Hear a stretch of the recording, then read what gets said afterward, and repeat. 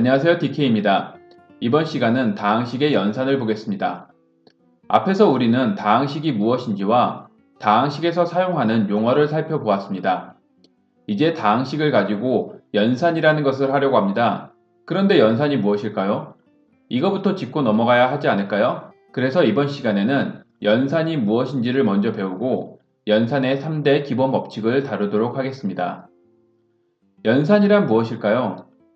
연산에 대해 너무 깊게 이해하려 하면 복잡해지기 때문에 간단한 것만 보겠습니다. 연산은 영어로 operation으로 대부분 번역하지만 calculation이라 하기도 합니다. 여기서 calculation은 계산이라는 뜻으로 결국 연산은 간단히 계산이라 생각하면 됩니다. 엄밀한 의미에서 연산과 계산은 차이가 있지만 거기까지는 다룰 필요가 없을 것 같습니다. 연산의 정의는 간단히 다음과 같이 쓸 수 있습니다. 보통 연산은 두 개의 수나 식을 계산해서 새로운 수나 식을 만듭니다. 예를 들어 1과 2를 더해 3이 되는 것은 덧셈 연산이고 4를 2로 나누어 2가 되는 것은 나눗셈 연산입니다. 우리는 이미 중요한 연산을 알고 있습니다. 바로 사칙 연산입니다. 사칙 연산의 4는 넉사자로 4가지 연산, 즉 덧셈, 뺄셈, 곱셈, 나눗셈을 말합니다. 전 시간 영상에서 보았듯이 수와 식의 차이는 숫자로만 되어 있느냐, 수와 문자가 섞여 있느냐입니다. 다항식의 연산을 한다는 것은 결국 수와 문자가 섞인 다항식을 가지고 사칙 연산을 하는 것입니다.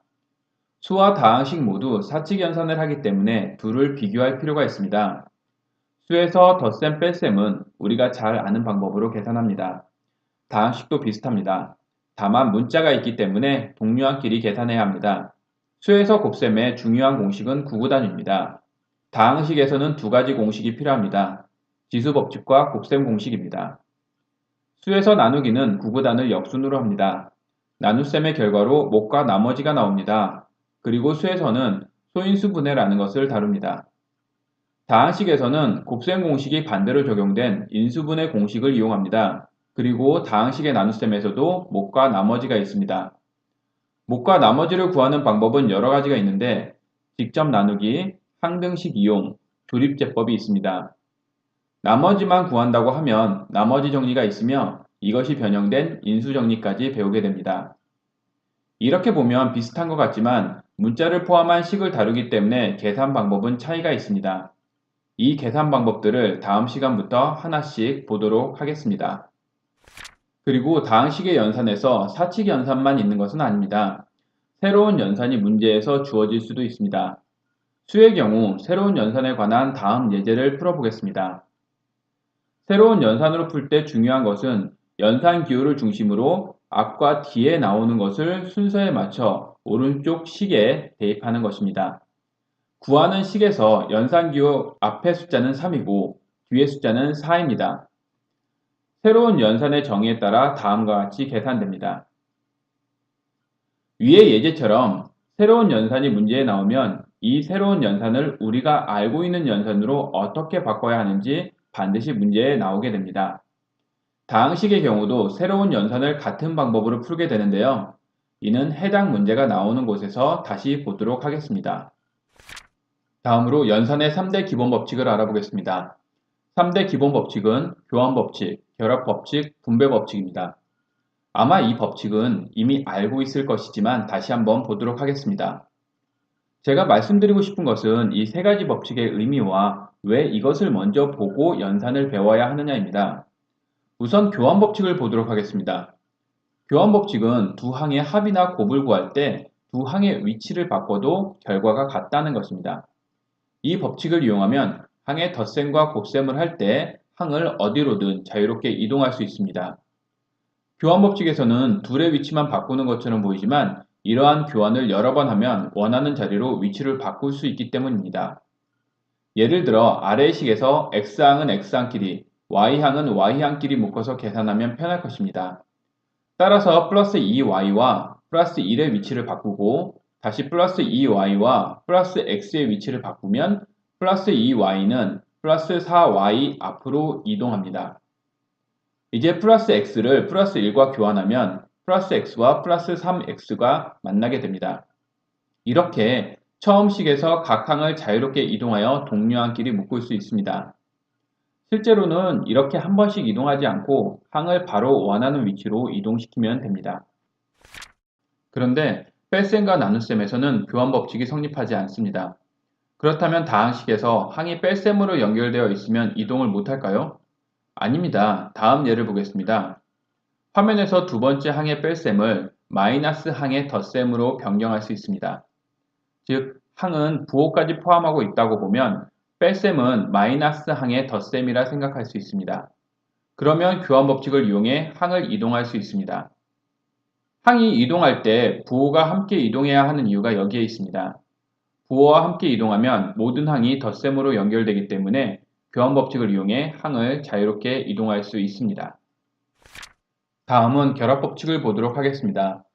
결합 법칙은 셋 이상의 항을 계산할 때 순서를 바꿔도 된다는 것입니다. 즉 A, B, C 셋의 합을 구할 때 A와 B를 먼저 더해도 되고 B와 C를 먼저 더해도 됩니다. 곱의 경우도 마찬가지입니다. 결합 법칙을 배우는 이유는 쉬운 계산을 먼저 하기 위해서입니다. 수의 경우를 예로 들어보겠습니다.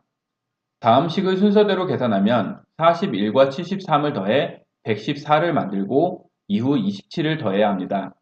만약 뒤에 두 항을 먼저 계산하면 어떻게 될까요? 73과 27을 더해 100이 되고 이후 41을 더하는 것이 훨씬 수월할 것입니다. 식의 경우로 예를 들어볼까요? 아래의 식을 순서대로 계산하는 것보다 뒤에 두 항을 먼저 계산하는 것이 쉽다는 것을 바로 알 수 있을 것입니다. 결합 법칙도 덧셈과 곱셈에서 성립합니다. 하지만 교환 법칙에서처럼 항의 부호를 포함시키면 뺄셈은 마이너스 항의 덧셈이 되어 결합 법칙을 쓸 수 있습니다. 마지막으로 분배 법칙은 괄호가 있는 연산에서 괄호 안을 먼저 계산하나 괄호를 풀고 계산하나 결과가 같다는 것입니다.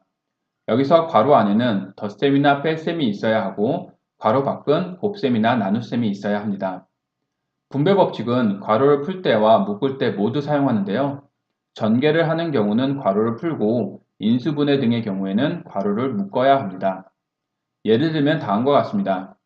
괄호를 푸는 경우는 화면의 식과 같이 괄호 밖에 마이너스 2를 괄호 안에 모든 항에 곱해줍니다. 여기서 괄호 밖의 항은 2가 아니고 마이너스 2입니다. 항상 부호가 같이 움직인다고 봐야 합니다. 3x와 마이너스 2x는 문자 x가 같기 때문에 역시 분배 법칙을 이용해 묶을 수 있습니다. 특히 괄호를 묶거나 풀 때는 항들의 부호에 주의합니다. 괄호 밖에 플러스 부호가 있으면 부호의 변화가 없으나 괄호 밖에 마이너스 부호가 있으면 항들의 부호가 바뀌어야겠죠. 다항식의 연산에는 지금 배운 3대 기본 법칙을 복합적으로 사용하게 됩니다. 즉, 다항식의 연산이란 주어진 식에 교환 법칙, 결합 법칙, 분배 법칙 등을 적용하여 간단히 하는 것을 말합니다. 세 법칙이 복합적으로 작용하는 것을 다음 예에서 보도록 하겠습니다. 우선 교환 법칙을 이용하여 항을 자유롭게 이동할 수 있습니다. 다음은 결합 법칙을 이용하여 계산의 순서를 자유롭게 할 수 있습니다. 마지막으로 분배 법칙을 이용하여 같은 문자로 묶고 숫자만 계산하면 됩니다.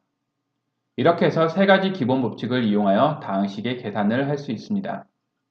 실제 계산에서는 빠르게 계산하기 위해 항의 이동이나 묶는 과정 없이 바로 계산하게 됩니다. 이때 항은 부호와 함께 다뤄야 한다는 것을 명심하시기 바랍니다. 지금 배운 내용으로 다음 시간부터 다항식의 사칙 연산을 하나씩 보도록 하겠습니다. 이상으로 다항식의 연산을 마치겠습니다. 감사합니다. 저는 DK였습니다.